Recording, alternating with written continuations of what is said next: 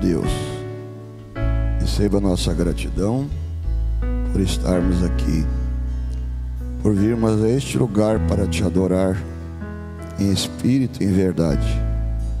Que a palavra do Senhor nos traga segurança, paz de espírito, cura divina para o nosso corpo, cura para a nossa alma, cura para o nosso espírito. E que saiamos deste lugar tremendamente abençoados pela palavra do Senhor. Seja ela, ó Deus, vivificada nesta noite, para nos abençoar. Que cada um alcancemos o benefício da palavra do Senhor, o benefício da pregação, do ensinamento para o nosso coração, para o nosso entendimento, em nome do Senhor Jesus Cristo. Amém. Boa noite com Jesus, irmãos. Maravilhoso poder sentar. Bom estar aqui. Bom é vir à casa de Deus. Bom é estarmos nessa atmosfera espiritual. Quando nós entramos num lugar onde a atmosfera não é correta, nós sentimos imediatamente que nós estamos num terreno que não é bom, numa atmosfera que não é boa. Mas como é maravilhoso quando entramos num lugar onde sentimos a presença de Deus, onde você tem liberdade para dar glória a Deus, liberdade para dizer amém.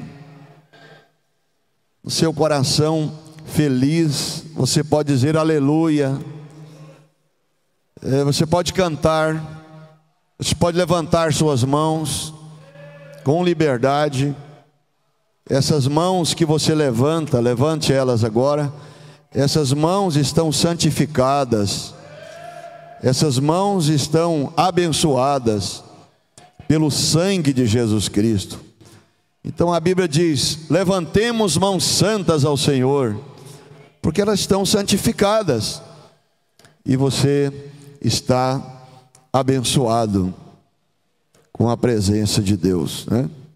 Não é você levantando a mão, é Deus levantando a sua mão. Não é você glorificando, é Deus através de você dando louvor a Ele. É Deus através de você dizendo amém a toda a palavra de Deus. E então o Espírito Santo se agrada dessa reunião espiritual e nos ajuda em tudo aquilo que nós necessitamos. Se é uma cura, se é uma libertação, seja o que for que nós estamos sentindo, Deus é responsável por nos ajudar. Ele é responsável por você. Ele é responsável por mim. Aleluia. Você é responsável por crer na sua palavra. E Ele é responsável por responder o seu clamor, a sua necessidade, né? Então é isso mesmo. Vamos, mesmo assentados, nós vamos ler o livro de Romanos, capítulo 6.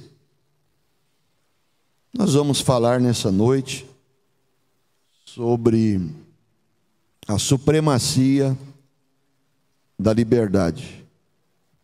É uma série de cultos que nós vamos ter sobre o livro de Gálatas, a epístola aos Gálatas. E nós vamos começar lendo Romanos capítulo 6, verso 22. No verso 20 até o verso 23.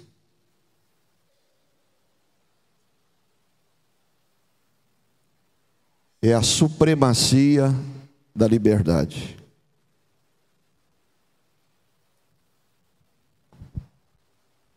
Porque quando éreis servos do pecado, estáveis livres da justiça. E que fruto tinhais, então, das coisas que agora vos envergonhais? Porque o fim delas é a morte. Mas agora, libertados do pecado e feitos servos de Deus. Nós fomos libertados do pecado e somos servos de Deus. Tendes o fruto para a santificação e por fim a vida eterna. Porque o salário do pecado é a morte, mas o dom gratuito de Deus é a vida eterna, por Cristo Jesus, o nosso Senhor. Amém. Amém. Então, vamos fazer uma reflexão. Nós que estamos aqui no santuário, aqui no culto presencial, e nós que estamos pela internet também, nós vamos pensar nesse momento sobre a supremacia da liberdade. Supremacia é primazia, é domínio. Então, nós não podemos, como cristãos, viver em outro lugar a não ser sob o domínio da liberdade, sob a primazia da liberdade. Quer dizer, a liberdade em primeiro lugar, a liberdade pela qual nós fomos alcançados, como acabamos de ler. Éramos escravos do pecado, éramos escravos de sistemas humanos, de tradições humanas, porém agora nós não somos mais escravos do pecado, nós somos servos de Deus. Nós servimos a Deus e não podemos abrir de forma alguma mão da nossa liberdade em Cristo. Liberdade que nos foi assegurada através do sangue lá no Calvário. Liberdade que custou a vida do Cordeiro de Deus, que veio tirar o pecado do mundo. Então nós não podemos abrir mão da nossa liberdade, porque ela foi alcançada por um alto preço. O profeta de Deus, na mensagem Deus aperfeiçoando sua igreja, disse que quando Jesus foi ao inferno, sabia você que ele foi ao inferno? E quando ele morreu na cruz, seu corpo foi para a sepultura, o seu espírito voltou para Deus que o deu, e a sua alma foi ao inferno pregar para as almas encarceradas, lá dos dias de Noé. E ao mesmo tempo também ele foi buscar e tomar das mãos do diabo a chave do inferno, a chave da morte, porque isso colocava medo no povo, colocava medo na humanidade. Então a sua morte, na sua morte ele foi, a sua alma foi ao inferno pregar as almas encarceradas e tomar das mãos do diabo a chave da morte e a chave do inferno. E ele diz esse relato: eu posso ouvi-lo enquanto ele chacoalha aquela assustadora chave do inferno, o diabo. E ele chacoalhava aquela chave e as chaves com as quais ele mantinha as pessoas na prisão. Eles não podiam sair de lá Eles tinham que ficar lá. O sacrifício de bodes, ovelhas e bois não era suficiente para tirá-los daquele lugar. E eles, quando morriam, tinham que ir para o inferno somente. Não havia outro lugar para ir, a não ser aquele lugar. Mas, quando se manifestou a graça de Deus através de Jesus Cristo, Ele fez um sacrifício perfeito. E através desse sacrifício perfeito, Ele teve o direito de ir lá e desabonar todo o direito que Satanás tinha sobre os humanos, de aprisioná-los. E quando Jesus chegou lá, ele viu essa visão, o diabo chacoalhando as chaves que mantinham os homens presos ali por todos aqueles anos, e ele sacudia a chave. E então Jesus olhou para ele e disse: eu sou o Filho de Deus. Eu vim aqui numa missão. E a minha missão qual é? Libertar. Eu sou o Filho do Deus vivo, nascido de uma virgem. Você não pode mais enganar as pessoas. A cruz está lá agora, molhada com meu sangue. Eu paguei todo o preço por cada um daqueles pecadores, e agora eles estão livres. E agora nós estamos livres. E agora você está livre. Pela graça de Jesus, livre estamos. E agora, dê-me essa chave. Ele poderia, ele tinha o direito, ele era o Cordeiro Imaculado. Ele olhou para o diabo e disse: eu tenho o direito. Dê-me essa chave da morte, dê-me essa chave do inferno. Recorde que quando ele ressuscitou, ele a tinha, sim Senhor, porque ele estava morto, tão morto como qualquer homem, mulher morreria e morre. Mas ele foi o primogênito entre muitos irmãos, ele foi o primeiro entre todos que experimentou a ressurreição. Ele provou que tinha tomado a chave da morte do diabo quando ele ressuscitou ao terceiro dia.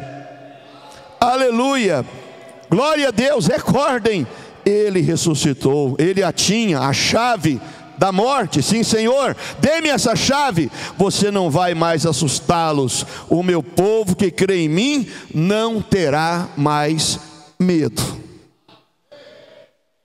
Então o Evangelho, o poder do Evangelho tira de você o medo.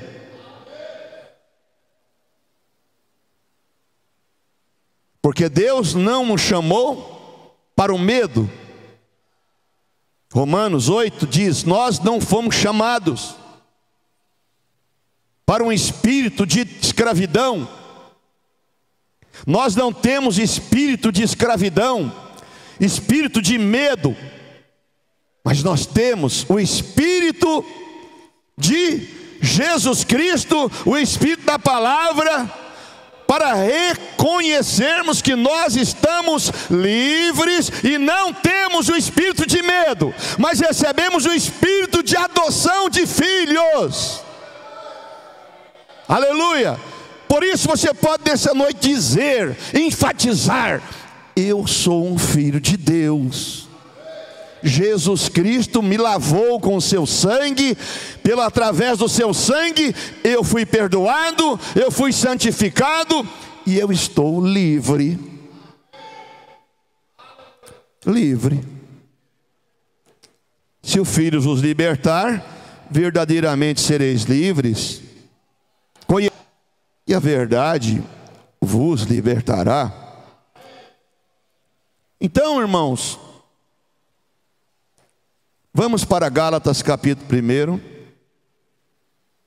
e você vai ver, logo no início, Paulo enfatizando a necessidade de vivermos essa liberdade.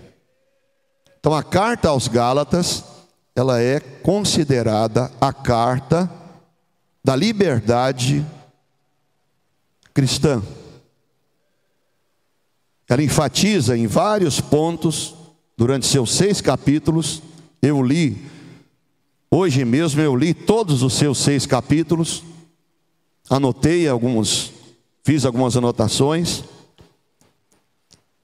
e ela trata disso, da liberdade cristã. Veja, ele já te libertou, ele pagou com seu próprio sangue. Você crê nisso? Pode dizer amém? Então, a carta aos Gálatas enfatiza que nós não devemos nos meter debaixo de servidão mais, porque você é um elemento livre, eu sou um elemento livre. Paulo, apóstolo, aí ele vem e enfatiza, não da parte dos homens. Olha, como que Paulo já vai desvencilhando certos conceitos, quebrando certos conceitos, já dizendo, num momento que ele fala, eu sou um apóstolo, mas eu sou um apóstolo que homem levantou. Paulo, apóstolo, não da parte dos homens, nem por homem algum, mas por Jesus Cristo e por Deus Pai, que o ressuscitou dos mortos.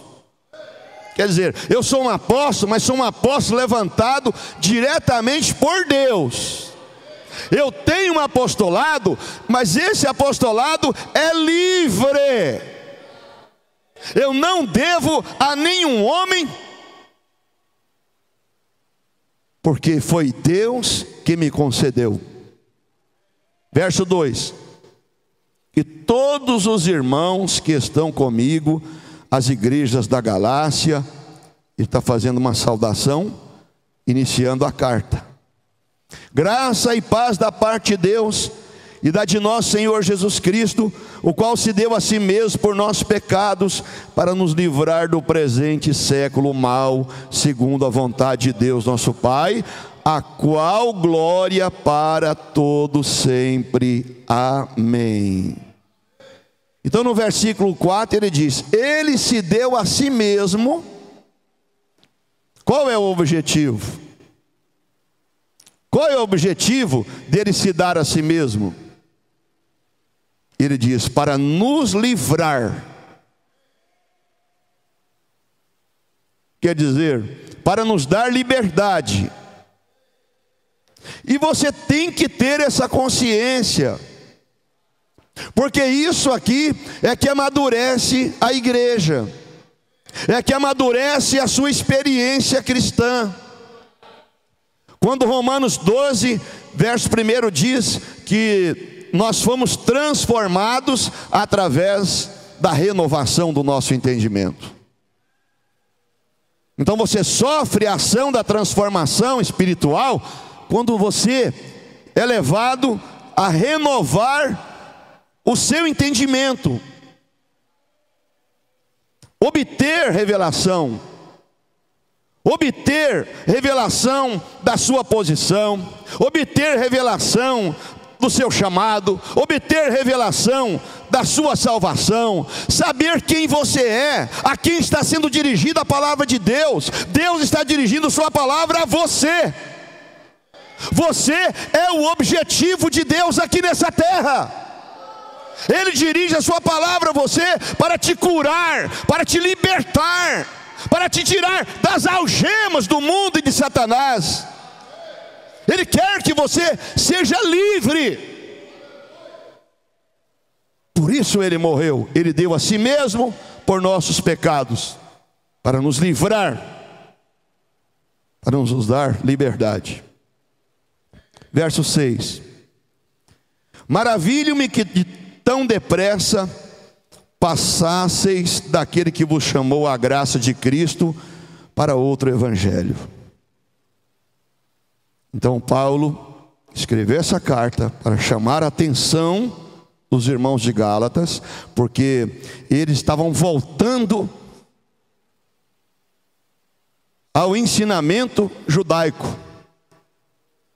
Eles estavam recebendo pessoas que queriam judaizar a sua experiência cristã, tirá-los do evangelho do qual eles eram livres, para que através de homens que iriam manipular as suas consciências, trazê-los de volta à servidão. Mas como eu disse para vocês, que a liberdade, claro, e a prisão são incompatíveis. Não pode-se ter as duas coisas: ou você está preso, ou você está livre. Ou você está livre, ou você está preso. E Jesus não nos chamou para vivermos presos. Jesus nos chamou para sermos livres. Aleluia. Então ele chama a atenção deles: vocês já voltaram para um outro evangelho, o qual não é outro, mas alguns que vos inquieta e querem transtornar o evangelho de Cristo. Veja como isso é atual. Veja como que isso parece que foi escrito hoje, para hoje. Quantos líderes, quantos ensinamentos, quantos ensinadores, pseudo-ensinadores estão inquietando as pessoas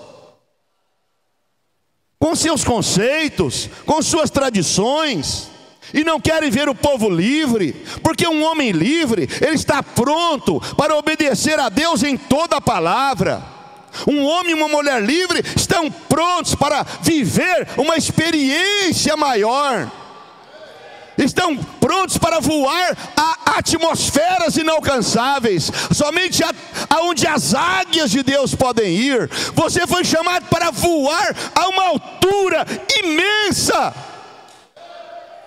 Não é para ficar aqui no chão, não, pegando uma coisa ali, como uma galinha que vai puxando ali a sujeira e fazendo ali no terreiro ali, né, usando o que ela tem ali para ciscar suas unhas, para ciscar, comer lixo.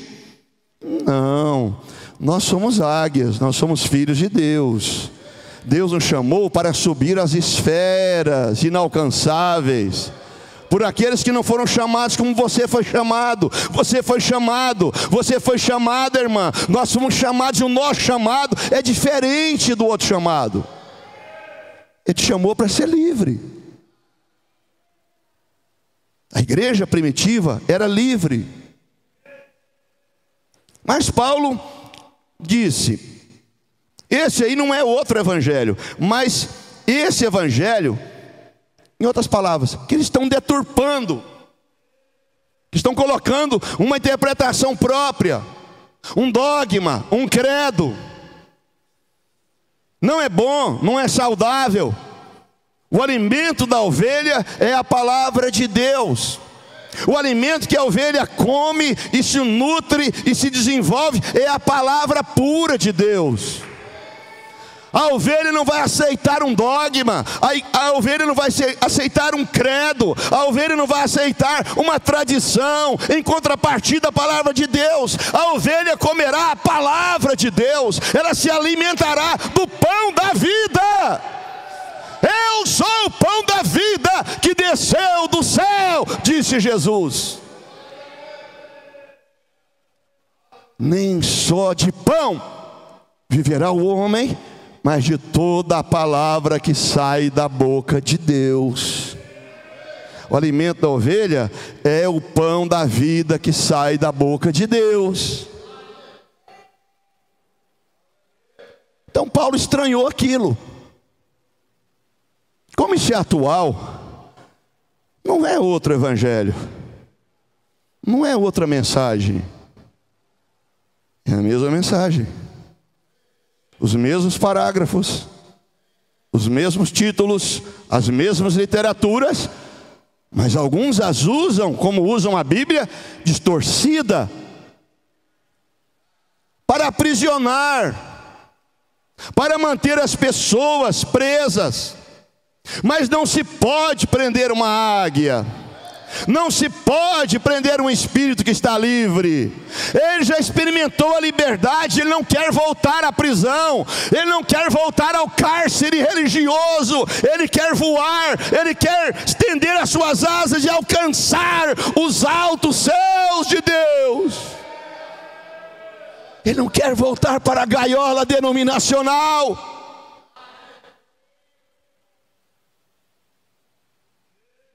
Veja que é um tempo de inquietação. São líderes inquietando, o qual não é outro, mas alguns de vós inquietam e querem transtornar o Evangelho de Cristo. Mas ainda, aí ele diz algo aqui que põe um ponto final nisso. Mas ainda que nós mesmos, ou um anjo do céu, vos anuncie outro evangelho, além do que vos já tenho anunciado, seja anátema. Anátema quer dizer maldito.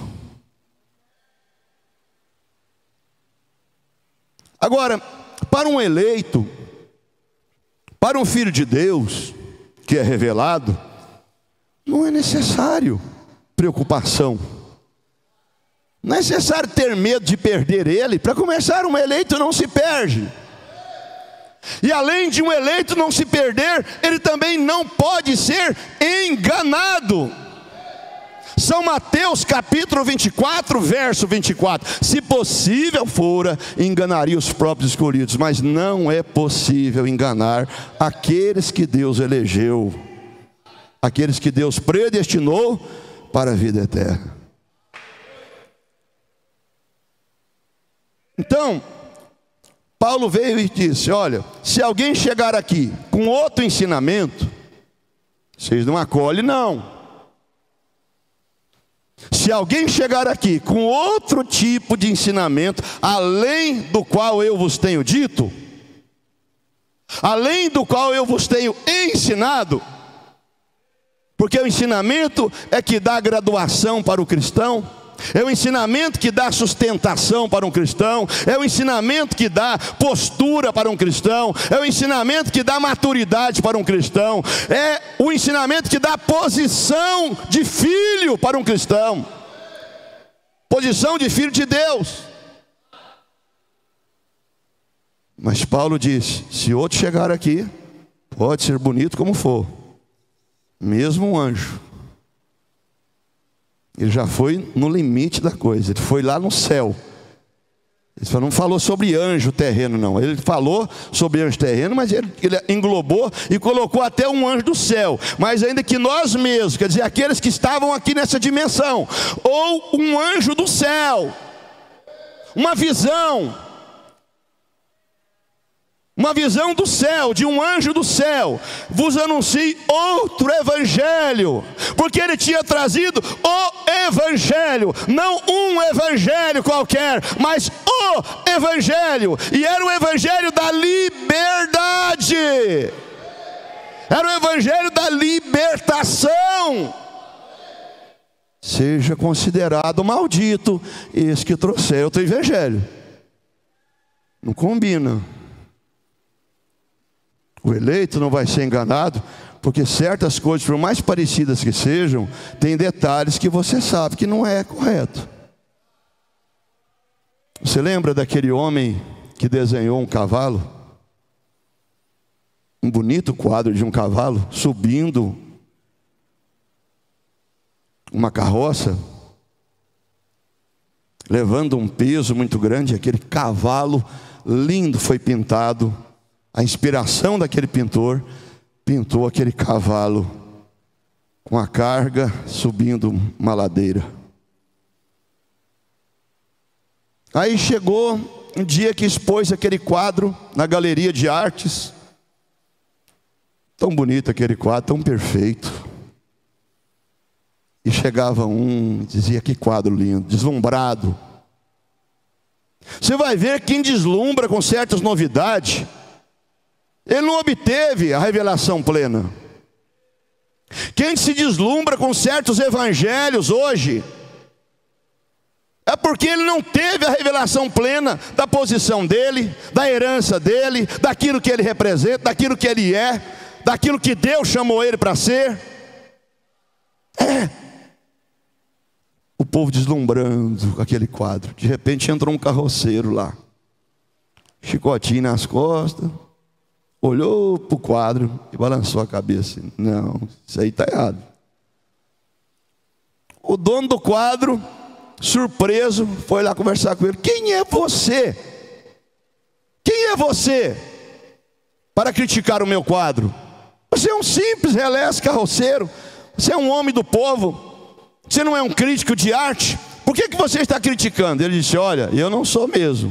Mas quando um cavalo está puxando um peso, a venta dele fica aberta.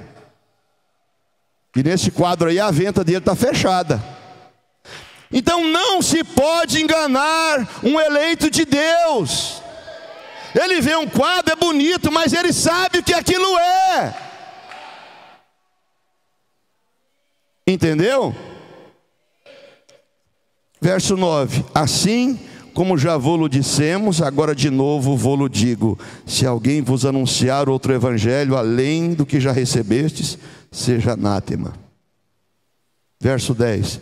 Porque persuado eu agora a homens ou a Deus? E nós chegamos num ponto da caminhada, da jornada, 36 anos eu pregando essa mensagem, 44 anos batizados nela. Chegamos a um ponto que temos que persuadir uns aos outros sobre o que é certo, o que é errado, o que é isso, o que é aquilo, conjecturas da mensagem, conjecturas na Bíblia, e posicionamentos a lado A, lado B, lado C, lado Z, como eu sempre digo aqui. Paulo chegou nesse ponto. Por que persuado eu agora a homens? Eu agora, a homens ou a Deus? Ele pergunta. Ou procuro agradar a homens? Então ele chegou num ponto decisivo que você também está vivendo agora. Esse é o momento da noiva na terra. Esse é o momento da noiva no Brasil. Ou você vai obedecer a Deus, ou você vai obedecer a homens. Ou você vai agradar a Deus, ou você vai agradar a homens. Paulo estava nesse dilema. Os Gálatas estavam nesse dilema. A igreja de Gálatas estava nesse dilema. O apóstolo chamando a atenção deles, tentando que eles vissem o que estava acontecendo. E isso serve para nós nesse momento, porque ele estava mostrando para eles que eles eram livres dessas coisas, não precisavam deles entrar debaixo dessas questões. Aí ele pergunta: ou procuro agradar os homens? Se estivesse ainda agradando os homens, não seria servo de Cristo. Guarde isso. Guarde isso dentro de você. Se você vai agradar homem, então você não é servo de Cristo. Porque se você é servo de Cristo, você vai agradar a Cristo. Você não pode agradar dois senhores ao mesmo tempo. Você não pode servir a dois senhores ao mesmo tempo, a dois conceitos diferentes ou a mais conceitos ao mesmo tempo. Você tem que se definir. Ou eu agrado os homens, ou eu agrado a Deus. Gálatas 1:10. Ou eu agrado o homem, ou eu agrado a Deus.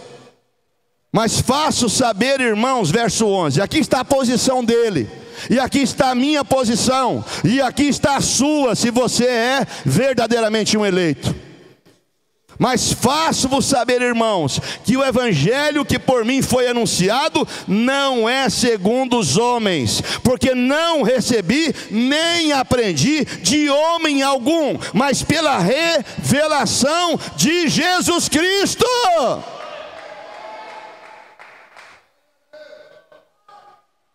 Não foi de homem, não foi de Pedro, não foi de João, não foi dos apóstolos em Jerusalém. E ele prova aqui, olha aqui: porque já ouvistes qual foi antigamente a minha conduta no judaísmo, como sobremaneira perseguia a igreja de Deus e assolava.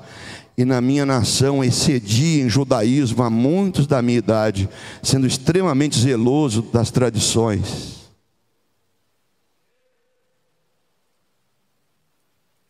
É um caminho sem volta. É um caminho sem volta ser extremamente zeloso das tradições. Pelo contrário, nós temos que sair das tradições. Nós temos que nos livrar das tradições. Mas quando aprove a Deus, verso 15, vai me acompanhando aí, que desde o ventre da minha mãe, então isso não começou hoje, isso não começou ontem, isso não começou no dia que você veio ao altar. No caso de Paulo, ele tinha sido escolhido desde o ventre da mãe para ser um apóstolo de Deus revelado, dedicado ao seu chamado. Então não foi quando você aceitou a Ele no altar, não foi quando você disse que eu queria o batismo, não foi quando você fez a sua decisão, não foi, foi antes, quando você estava no ventre de sua mãe. Deus viu no íntimo você ser criado, ser desenvolvido, e Ele te escolheu para ser um filho dEle e uma filha dEle. Ele te escolheu para a vocação que você foi chamado. Antes da fundação do mundo, Ele te elegeu. Antes da fundação do mundo, Ele te predestinou para você ser filho de adoção. Efésios 1, verso 3, verso 4. Mas quando aprove Deus que desde o ventre da minha mãe me separou e me chamou pela sua graça, revelar seu filho em mim, para que o pregasse entre os gentios, não consultei carne e sangue, nem tornei a Jerusalém. Irmãos, vamos fechar vamos fechando agora aqui, o foco nisso aqui, para a gente compreender. Paulo dizendo, eu não voltei em Jerusalém para consultar carne e sangue, para pregar a mensagem, não. Eu não fui lá em Jerusalém, não. Jerusalém não era a capital da mensagem naquele dia, não. Era uma cidade como qualquer outra. E mesmo havendo apóstolos ali que andaram com Jesus, preste atenção, você vai ver durante o relato. Não tornei a Jerusalém a ter com os que já antes de mim eram apóstolos, mas parti para a Arábia e voltei outra vez a Damasco. Depois, passados 3 anos, ele ficou no deserto da Arábia 3 anos, orando, jejuando e se desfazendo de todo o conceito de tradição religiosa para começar a realmente pregar o Evangelho. Ele teve que perder todo o judaísmo dele. Ele teve que perder toda a tradição religiosa dele. Aí ele foi para Damasco. Depois, passados 3 anos, fui a Jerusalém para ver Pedro e fiquei com ele 15 dias. E não vi nenhum outro dos apóstolos, senão Tiago, irmão do Senhor. Ora, acerca do que vos escrevo, eis que diante de Deus testifico que não minto. Depois fui para as partes da Síria e da Sicília, e não era conhecido de vista das igrejas da Judéia que estava em Cristo, mas somente tinham ouvido dizer, aquele que já nos perseguiu, anuncia agora a fé que antes destruía, e glorificavam a Deus a respeito de mim. Vocês compreenderam? Ele não foi a Jerusalém consultar aqueles que iniciaram a obra,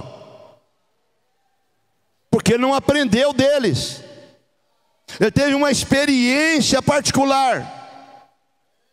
Ele não foi consultar carne e sangue. Eu devo pregar essa mensagem? Eu preciso pertencer ao círculo de Jerusalém? Eu preciso pertencer à cidade de Jerusalém, participar da igreja de Jerusalém para ser um pregador, um apóstolo, um missionário? Não, ele disse, eu não consultei carne e sangue, porque aquilo que eu recebi, não recebi de homem algum, mas através da revelação do Senhor Jesus Cristo. Isso que te dá força, Se você recebe de homem, você perde. Tudo que você receber do braço humano, você tem a tendência de perder. Mas aquilo que você recebe de Deus, vai permanecer para todo sempre. Se você recebeu essa conversão de Cristo, nada vai destituir você, nada vai aprisionar você, nada vai levar você ao cativeiro outra vez, nada, nenhum cativeiro humano vai te carregar. Se você não é, você vai, mas se você é um filho de Deus, você não vai. Se você recebeu de homem, você vai perder isto, mas se você recebeu de Deus, Deus vai preservar isso na sua vida, na sua alma. E a sua conduta será ilibada, como foi a de Paulo.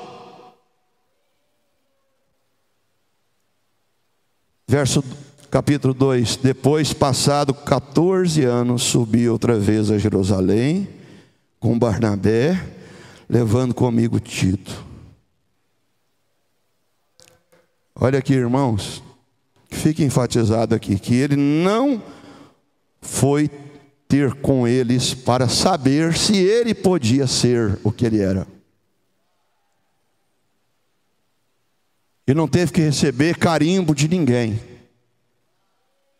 Ele não teve que receber ordem de ninguém. Porque Deus lhe deu a ordem. E o profeta de Deus disse: um homem de Deus vai pregar esta mensagem, então ele terá que encontrar a Deus na coluna de fogo. Se você vai crer nessa mensagem, Deus te dará uma experiência com a coluna de fogo também. E quando as lutas e provas da vida chegarem, você vai olhar para aquela experiência lá na coluna de fogo e dirá: o que eu recebi, não recebi de homem algum, mas eu recebi por revelação de Jesus Cristo. Foi a revelação de Deus que alcançou minha alma. Depois de 14 anos, subi outra vez a Jerusalém, com Barnabé, levando comigo Tito. Você vai ver que quando ele foi lá para participar de um concílio, ele sofreu.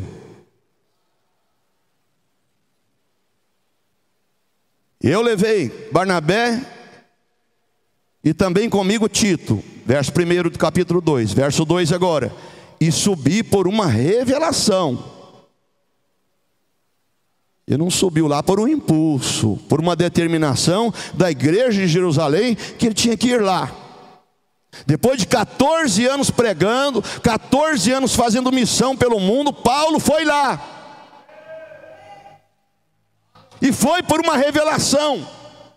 E chegando lá, lhes expus o evangelho que prego entre os gentios, e particularmente aos que estavam em estima, para que de maneira alguma não corresse ou não tivesse corrido em vão. Ele foi lá dizer: olha, irmãos, o que eu prego é isso, o que eu ensino é isso, e eu tenho esse resultado, eu consegui ganhar estas almas, e abrir essas igrejas, e essas cidades, e esses lugares, e Deus me ajudou a fazer essa obra.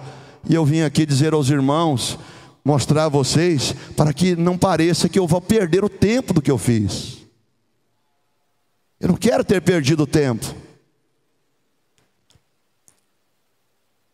Mas nem ainda Tito, que estava comigo, sendo grego, foi constrangido a circuncidar-se. Sabe o que aconteceu? Eles colocaram peso de tradição neles lá, na hora. Tentaram circuncidar a Tito, que era um obreiro que Paulo tinha, um auxiliar que acompanhava, e ele estava com ele, sendo grego, foi constrangido a circuncidar-se. Eles queriam judaizar aqueles cristãos gentios, queriam pô-los em cativeiro. E isso por causa dos falsos irmãos que se tinham entremetido e secretamente entraram a espiar a nossa liberdade que temos em Cristo Jesus, para nos pôr em servidão. Veja bem, o diabo sempre vai usar alguém para tentar frustrar o plano de Deus. Se entremeteu no meio deles, irmãos falsos. Na liberdade deles, eu creio que eles chegaram, se aproximar de Tito, de Paulo, daqueles outros que estavam ali, e disse: você é circuncidado? Você recebeu a circuncisão como Abraão? Você já recebeu a circuncisão, você é circuncidado, você guarda o sábado, você guarda as festas, você guarda os calendários dos judeus, as festas e tudo, os dias santos, e você é circuncidado. E certamente aquele irmão disse: não. Tito falou: não, eu não sou. Não sabendo que era um falso irmão, que entrara a espiar a liberdade, tentando colocar eles de novo na servidão. Isso mostra que não é ninguém de fora que vai tentar colocar você na servidão. É alguém que está perto de você, que vai tentar levar você para a servidão.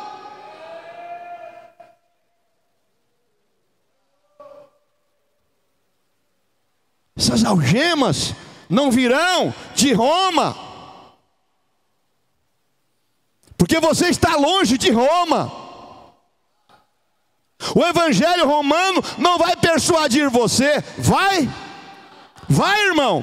Você vai voltar a crer no catolicismo romano? Não. Isso não persuade você, mas era alguém que tinha um evangelho parecido com o que Paulo pregava, que estava persuadindo aqueles irmãos a voltarem a ser escravos. Irmãos, mas não pode, não tem jeito. Quem é posicionado, é posicionado. Quem não é posicionado, fica nessa gangorra, vai para lá, vem para cá, vai para lá. Para com isso. Dá o grito de liberdade, assuma a sua titularidade, seja feliz, seja próspero, seja abençoado, seja um elemento fervoroso nas mãos de Deus. Para de ficar titubeando. Olha como Paulo era muito posicionado. Olha aqui: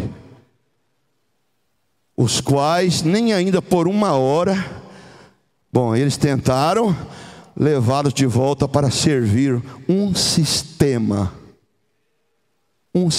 chamado judaísmo.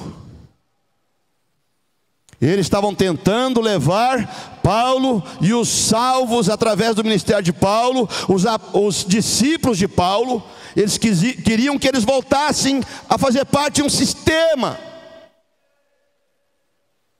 para colocar eles numa prisão chamada judaísmo, as quais Paulo e os outros já tinham saído. Então, irmãos, verso 5: aos quais nem por uma hora cedemos. É a Bíblia. Eu pergunto: isso te encoraja? Isso te anima? Isso te sustenta?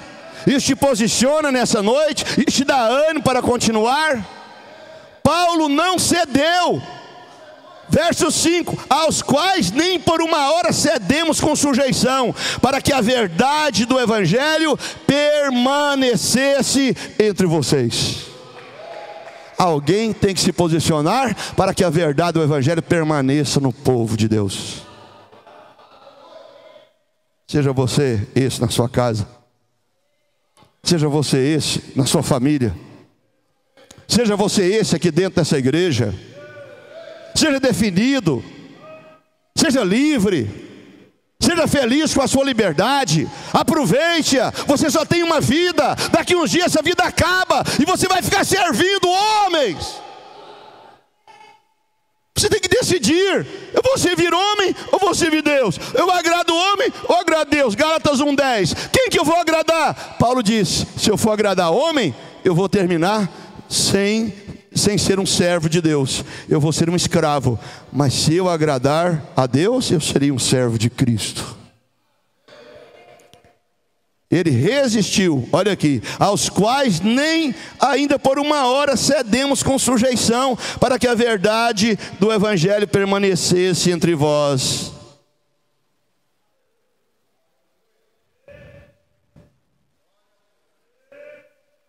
Nem por uma hora. Quer dizer isso, que em menos de uma hora, Paulo já tinha se firmado tão forte naquela verdade, na sua convicção da liberdade que ele alcançou em Deus, que ele não cedeu àqueles homens que eram os discípulos em Jerusalém. Estamos falando de homens que já tinham sido batizados em nome do Senhor Jesus Cristo, lá em Atos 2:38. faziam parte da igreja de Jerusalém, da comunidade de Jerusalém, do apostolado de Jerusalém. Mas Paulo os enfrentou, Paulo não cedeu em sujeição àquilo. Ele disse: não, eu não aceito isso. E quanto àqueles que pareciam ser alguma coisa, quais tenham sido no outro tempo, não se me dá. Deus não aceita a aparência do homem, aleluia! Deus não aceita a aparência do homem. Essa santidade bonitinha, essa coisinha perfeitinha, tão elaborado, tão perfeitinho, tão parecido um com o outro. Essa aparência de piedade, Deus não aceita. Deus não aceita a piedade. Deus aceita a sua fé. Você crê? Diga amém. Deus aceita a sua fé, mas Deus não aceita uma fé manufaturada vindo de você. Deus aceita o seu amor, Ele aceita o nosso amor, amém? Desde que não seja um amor falso. Ele aceita. Mas a aparência, manipulação, mostrar uma coisa para o povo, e lá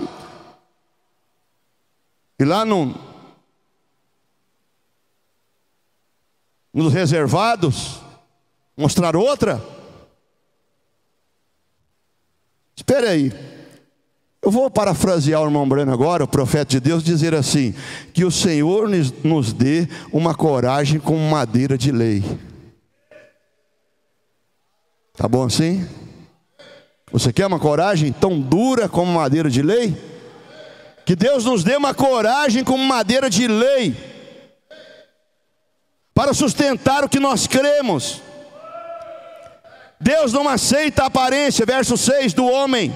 Este digo que pareciam ser alguma coisa, e se pareciam, nada me comunicaram. Antes, pelo contrário, quando viram que o evangelho da incircuncisão me estava confiado como a Pedro da circuncisão, porque aquele que operou eficazmente em Pedro para o apostolado da circuncisão, quer dizer, pregando para os judeus. O apostolado de Pedro era pregar para judeu, para apresentar Cristo para o judeu. Mas Paulo foi levantado para apresentar Cristo para os gentios. E o ministério de Pedro foi eficaz pregando para o judeu, mas o de Paulo, em mim com eficácia, operou com os gentios. Amém? E conhecendo Tiago, Cefas e João, Tiago, Pedro e João, Cefas é Pedro, que eram considerados como as colunas, a graça que me havia dado, deram-nos a desça em comunhão comigo, com Barnabé, para que nós fôssemos aos gentios e eles à circuncisão. Houve um acordo ali, disse: pode continuar pregando para os gentios, que eu, Pedro, Tiago, vamos pregar para os judeus. E recomendamos somente que nos lembrássemos dos pobres, o que também procurei fazer com diligência. E chegando Pedro a Antioquia, lhe resisti na cara, porque era repreensível. Irmãos, aí está vendo? Um apóstolo agora resistindo ao outro, porque ele estava dissimulando. E chegando Pedro a Antioquia, lhe resisti na cara, porque era repreensível, porque antes que alguns tivessem chegado da parte de Tiago, comia com gentios.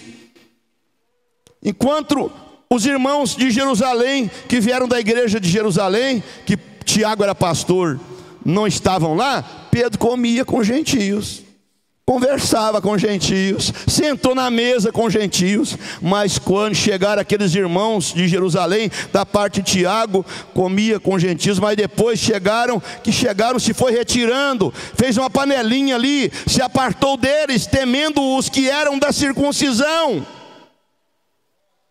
Houve um desvio de conduta.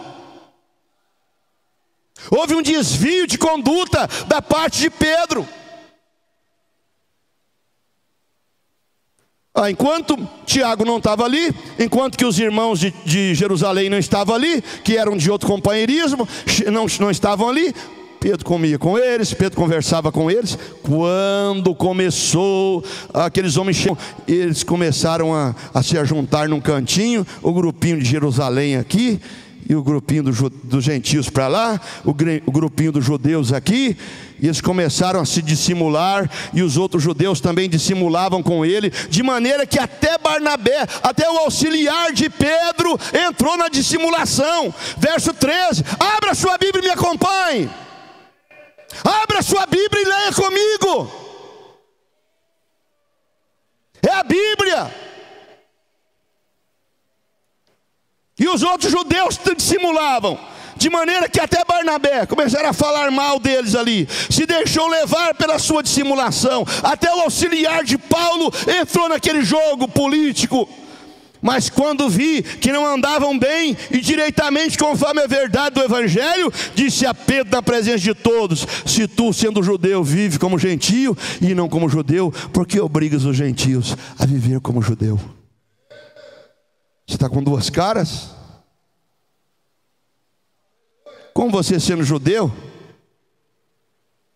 vive como gentio e não como judeu, por que obriga o gentio a viver como judeu?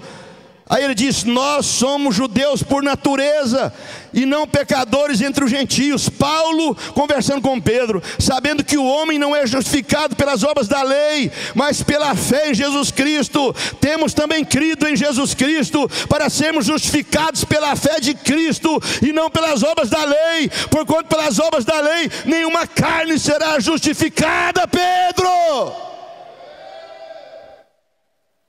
pois se nós que procuramos ser justificados em Cristo, nós mesmos também somos achados pecadores, é porventura Cristo ministro do pecado?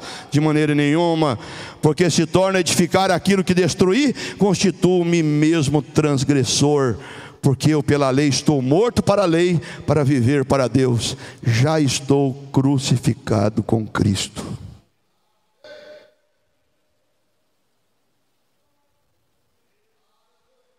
Posicionou a coisa ali. A conduta de Pedro era reprovável, dissimulando com os outros.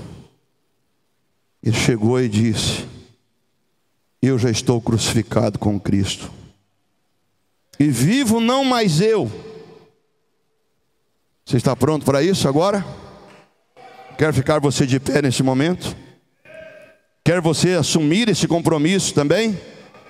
Quer você também ter o mesmo testemunho que Paulo teve quando enfrentou aquela dissimulação de Pedro? Já estou crucificado e vivo não mais eu, mas Cristo vive em mim. E a vida que agora vivo na carne, vivo-a na fé do Filho de Deus, o qual me amou e se entregou a si mesmo por mim. Encerra. Por quem que você vive? Por Cristo. Quem que você ama? Cristo. Quem é a vida que está em você? De Cristo. Quem é que te livrou das trevas e trouxe você para a luz? Cristo. Quem é que te libertou e te colocou num lugar, numa posição maravilhosa nessa noite de liberdade? Cristo. Foi Cristo. Se é, diga amém. Se é, diga graças a Deus. Vamos dizer amém, graças a Deus. Oh, irmãos, que as pessoas saiam daqui essa noite e homens e mulheres observem cada atitude que tomam. Pedro teve que assumir a atitude que ele tomou e foi repreendido por Paulo. Se a palavra te repreendeu, diga graças a Deus por esta repreensão, porque antes de repreender você, ele já tinha me repreendido. Antes de eu pregar isso aqui, ele já tinha pregado para mim. Seja livre, não seja preso não.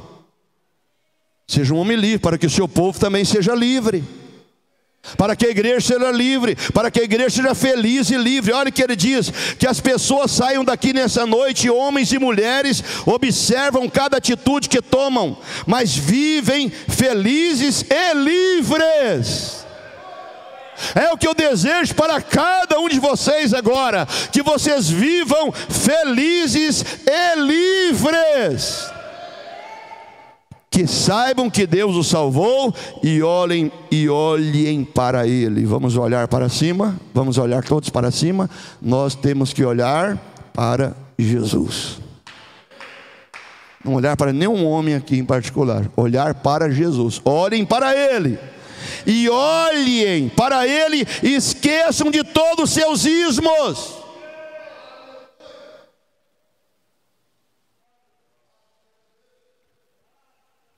Que agora é assim, um sai para aqui, cria um ismo ali, o outro cria um ismo acolá, o outro sai para ali e cria outro ismo.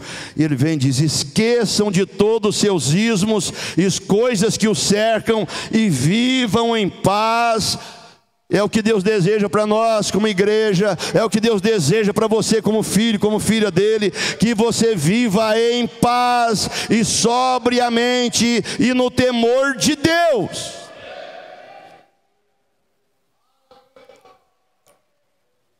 Livres, em paz e no temor de Deus. Deus quer que você viva feliz, livre, em paz e no temor de Deus. Esqueça ismos. De onde venha, não te interessa, não me interessa. Ah, pastor, mas se te chamarem de ismo, se chamam de ismo. Bom, eu tenho uma resposta. Eu sei quem eu sou. Eu não troco meu espírito com ninguém. Você trocaria o seu? Eu não troco o meu. Eu sei, como você sabe, que dentro desse coração habita um Espírito Santo. Dentro do seu coração habita um Deus que ama todos. Eu quero apenas isso, amar todos, todos. Eu amo a todos. Mas vamos nos posicionar corretamente nas Escrituras. Senhor Jesus, nós te agradecemos pela primazia da liberdade. Que a liberdade tenha o primeiro lugar no nosso meio.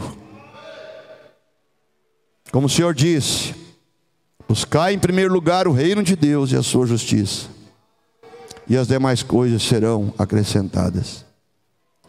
Em primeiro lugar o teu reino de amor, em primeiro lugar o teu reino de piedade, o teu reino de poder, de graça, de misericórdia. Em primeiro lugar o reino do qual nós, os filhos de Deus, somos súditos nesta noite.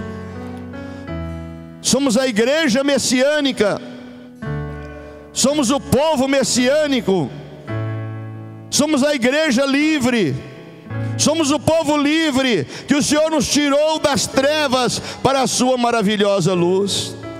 E agora levantamos as mãos e testificamos e dizemos e reconhecemos que somos elementos livres da parte de Deus, que estamos aqui para receber as bênçãos de Deus, e vamos sair daqui livres, e vamos sair daqui felizes, e nós vamos continuar felizes e livres e em paz e no temor de Deus e no amor para com os outros e no amor para com a palavra, e amando cada eleito e amando cada filho de Deus, não importa onde eles estejam.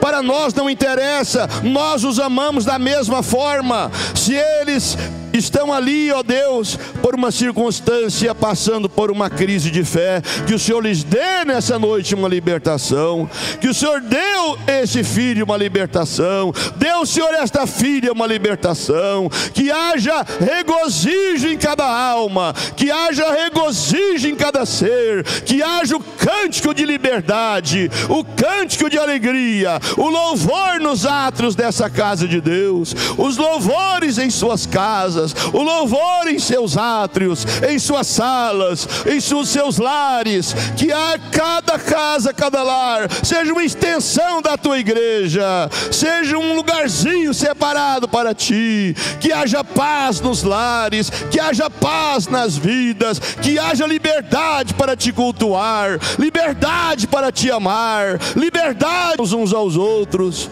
Ó Deus eterno, nós te agradecemos pela libertação que o Senhor tem feito em nossas vidas. Nós te agradecemos pela liberdade que temos experimentado. E agora que cada um de nós possa dizer também, como Paulo disse: já estou crucificado com Cristo, e vivo não mais eu, mas Cristo vive em mim. Se Cristo vive em você, cada palavra de Deus você vai dizer amém a ela. Se o Espírito Santo está em você, cada vez que a palavra for pregada, você vai dizer amém a cada palavra de Deus. Em nome de Jesus Cristo, receba a sua libertação, receba a sua vitória. Volte para o seu lar cantando, volte para o seu lar feliz, volte para o seu lar posicionado, posicionada. O crente posicionado não vai ser enganado.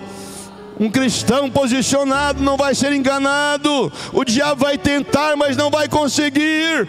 Deus te ajude, Deus te ajude, filha de Deus, Deus te ajude, filho de Deus. Em nome do Senhor Jesus Cristo, vamos dizer amém. Vamos levantar as mãos e dizer aleluia. Vamos dizer glória a Deus. Dê glória a Ele, dê graças a Deus agora. A Ele seja a glória, a Ele seja a glória para sempre. A Ele seja a glória, a Ele seja a glória. A Deus seja a glória. Sol maior, a Deus seja a glória. Aleluia. É dó maior. A Deus seja glória.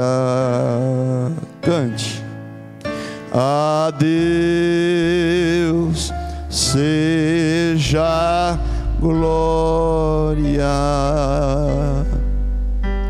A Deus seja glória para sempre. Amém. Todos nós. A Deus seja glória. Só a igreja agora. A Deus.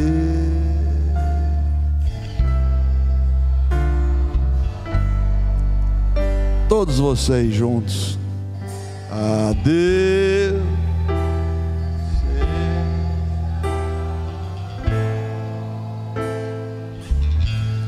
para sempre. Amém.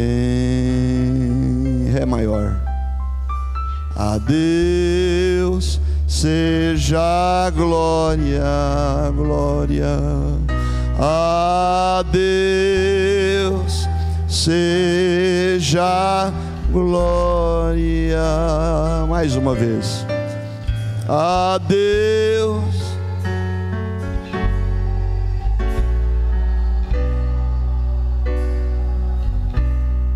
por seu grande